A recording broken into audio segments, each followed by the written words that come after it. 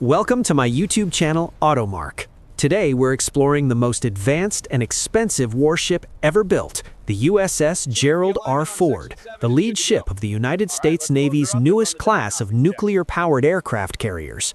This cutting-edge supercarrier represents a quantum leap in naval aviation technology, incorporating revolutionary systems and capabilities that will define American naval power projection for the next half-century.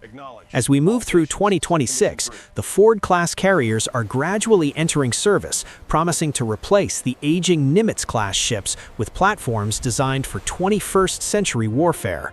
The USS Gerald R. Ford, designated CVN-78, was authorized in 2008, and construction began at Newport News Shipbuilding in Virginia in 2009.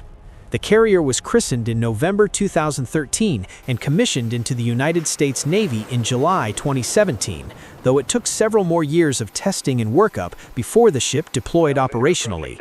Named after President Gerald R. Ford, who served in the Navy during World War II, the carrier represents the culmination of decades of research into how to improve upon the remarkably successful Nimitz-class design. What makes the Ford-class revolutionary is the incorporation of technologies that fundamentally change how aircraft carriers operate.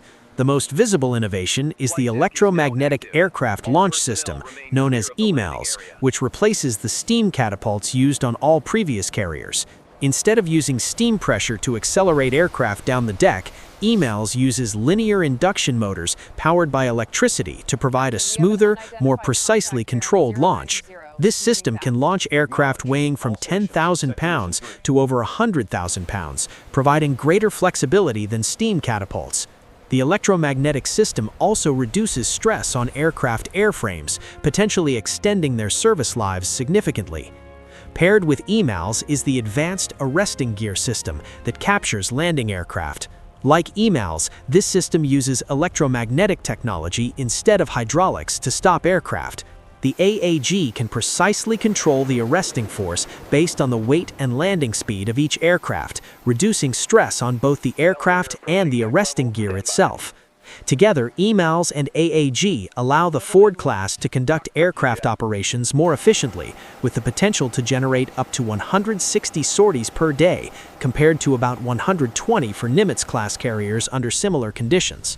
The Ford-class carriers are slightly larger than their Nimitz predecessors, measuring 1,106 feet in length and displacing approximately 100,000 tons.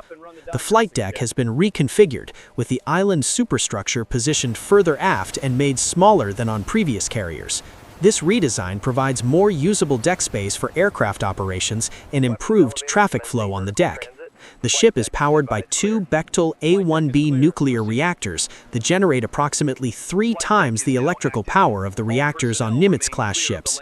This massive increase in electrical generation capacity is essential for operating the electromagnetic launch and recovery systems, advanced radar systems, and future directed energy weapons. One of the most significant advantages of the Ford-class design is reduced manning requirements. Through extensive automation and more efficient systems design, a Ford-class carrier requires a crew of approximately 4,500 personnel, compared to about 5,680 on a Nimitz-class ship. This reduction of over 1,100 people means lower life cycle costs, less demand for berthing and life support, and smaller crews to train and maintain. Over the 50-year service life of a carrier, the savings from reduced manning could amount to billions of dollars. The air wing aboard USS Gerald R. Ford is similar to those on Nimitz-class carriers, typically consisting of FA-18EF Super Hornets, EA-18G Growlers for electronic warfare, E-2D Advanced Hawkeye early warning aircraft, and various helicopters. However, the Ford class is designed to eventually operate the F-35C Lightning II stealth fighter, unmanned combat aerial vehicles, and future aircraft types that haven't even been developed yet. The increased electrical power generation and improved weapons elevators allow the ship to support more sophisticated and power-hungry systems as technology evolves. Now let's address the massive costs associated with the Ford program. The USS Gerald R. Ford has the distinction of being the most expensive warship ever built, with a total procurement cost of approximately $13 billion. This staggering price tag reflects not only the ship itself, but also the extensive research and development costs for the new technologies incorporated into the design. Much of this cost represents one-time expenses for developing systems like EMALS and AAG that will be less expensive on subsequent ships now that the technology has been proven. The second Ford-class ship, USS John F. Kennedy, has a lower procurement cost of approximately $11.4 billion, demonstrating the cost reduction as the shipyard gains experience and systems become proven. The third ship, USS Enterprise, and fourth ship, USS Doris Miller, are projected to cost even less, with target prices around $10 to $11 billion each. The Navy's goal is to eventually bring the unit cost down to levels comparable to the final Nimitz-class ships when adjusted for inflation.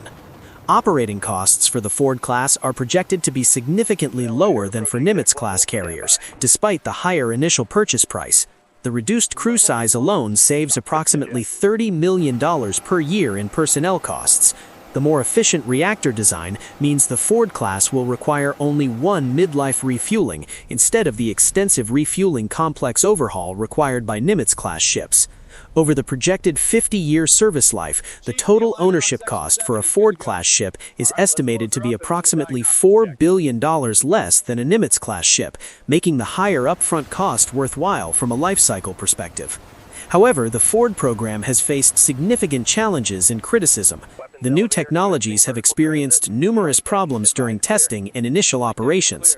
EMALS suffered reliability issues that resulted in launch failures. The advanced weapons elevators, which use electromagnetic systems to move munitions from magazines to the flight deck, experienced repeated delays and malfunctions. These delays delayed the carrier's first operational deployment and generated considerable criticism from Congress and defense analysts, who questioned whether the Navy had tried to incorporate too many new technologies simultaneously. The defensive systems on USS Gerald R. Ford include evolved Sea Sparrow missiles and rolling airframe missiles for close-in defense against aircraft and anti-ship missiles. The ship features the dual-band radar system that combines X-band and S-band radar arrays to provide superior detection and tracking of air and surface threats. Like all carriers, the Ford relies primarily on its escort ships and embarked aircraft for protection, but these onboard systems provide a last line of defense. The strategic importance of the Ford class cannot be overstated. These carriers will form the core of American naval power for decades to come, providing the ability to project air power globally, even in contested environments. The increased sortie generation rate means more aircraft can be launched to conduct strikes, maintain combat air patrols, or support ground forces. The greater electrical power capacity provides growth potential for future weapons, like electromagnetic railguns or high-energy lasers. As of 2026, USS Gerald R. Ford has completed its first full deployment and continues refining its capabilities. Thank you for watching AutoMark, and subscribe for more naval technology content.